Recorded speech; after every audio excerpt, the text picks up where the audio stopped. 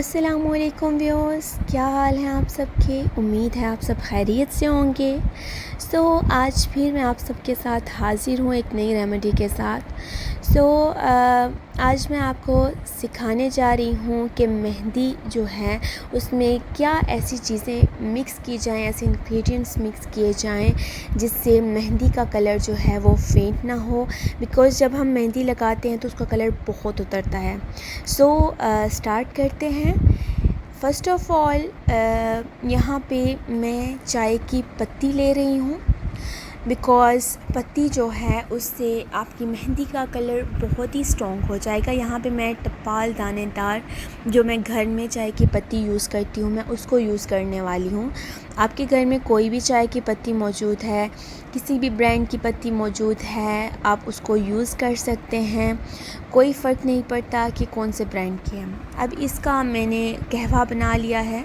2 से 3 कप पानी लेकर जब तक वो आधा रह जाए उसमें आपने 2 से 3 खाने के चमचे जो है वो पत्ती मिला लेनी है और उसको अच्छे से कढ़ा लेना है। अब यहाँ पे जो मेहंदी है वो मैंने खुली मेहंदी ली है। ये किसी भी पंसार की दुकान से आपको मिल जाएगी, बिकॉज़ मेहंदी जो खुली होती है वो कलर ज़्यादा देती है और देर पा रहती है, और इसमें बड़ी बात यह है कि केमिकल्स मिक्स नहीं होते।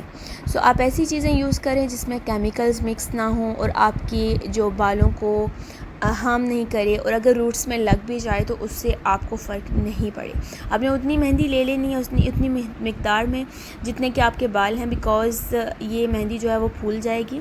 और बाकी जो मेहंदी है ध्यान रखें जो बच जाएगी उसको आपने बांध के रखना है ताकि उसके जो भी असर है वो ख़त्म ना हो जाए। अब हम क्या करेंगे, जो कहवा हमने बनाया था उसको हल्का हल्का सा मेहंदी में मिक्स करते जाएंगे। आपको जितनी भी गाढ़ी मेहंदी चाहिए आप उस हिसाब से इसको मिक्स करते जाएं। याद रहिए कोई भी स्टेप जो है वो स्किप नहीं कीजिएगा, बिकॉज़ अगर आप स्टेप स्किप करते हैं तो बहुत सारी चीज़ें ऐसी रह जाती हैं जो आपकी नॉलेज में नहीं रहती। अब इसको अच्छे से मिक्स कर लेंगे, और मिक्स इस तरीके से करना है क्योंकि मिक्स जब हम कर रहे होते हैं ना तो बीच में से कुछ मेहंदी जो है वो खुश्क रह जाती है, तो वो ना रहे। मैं इसको अच्छे से मिक्स कर रही हूँ, और आपको भी ध्यान रखना है कि कहीं पे इसके जो ढेले बने ना रह जाएं, या ये जो मेहंदी है वो अच्छे से घुल जाए। ठीक है। अब जितना भी मैंने कहवा बनाया था उसको मैंने अच्छे से इस मेहंदी में ब्लेंड कर लिया है। ठीक है। और सबसे बड़ा ही प्रॉब्लम ये होता है कि मेहंदी जो है उसका कलर बहुत फेंट होता है, तो इससे उसका कलर फेंट नहीं होगा। अब यहाँ पे मैं एग ले रही हूँ। एग जो है वो आपके बालों को प्रोटीन देता है। ठीक है। बहुत अच्छा होता है एग बालों के लिए। अगर इसमें आप शामिल कर लेंगे तो आपके बालों को प्रोटीन भी मिल जाएगी और आपके बाल और ज़्यादा सिल्की और शाइनर हो जाएंगे। एक अदद अंडा लेके मैंने अच्छे से इस मेहंदी में फेंट लिया है। ये जो इंग्रेडिएंट्स मैंने यूज़ किए हैं, आप इन इंग्रेडिएंट्स से जो मेहंदी बना के लगाएंगे वो मेहंदी एक्चुअली में आपके बालों से उतरेगी नहीं। मोस्टली ये होता है कि जब हम मेहंदी लगा के बाल धोते हैं, जितनी बार भी धोते हैं, तो उसका जो पानी है वो आपके कपड़ों के ऊपर लग जाता है और बहुत ज़्यादा फेंट होता है।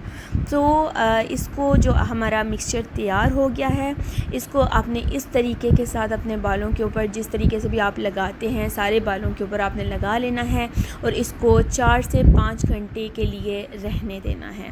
ठीक है। और इसका कलर बहुत ही अच्छा आएगा, और कलर भी अच्छा आएगा, इसके अलावा ये कलर फेंट भी नहीं होगा।